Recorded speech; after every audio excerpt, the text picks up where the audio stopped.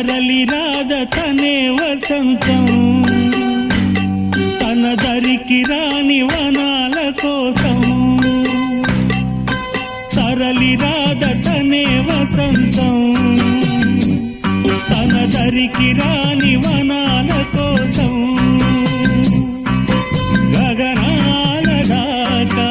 అలసాగకుంటే మేఘాల రాగం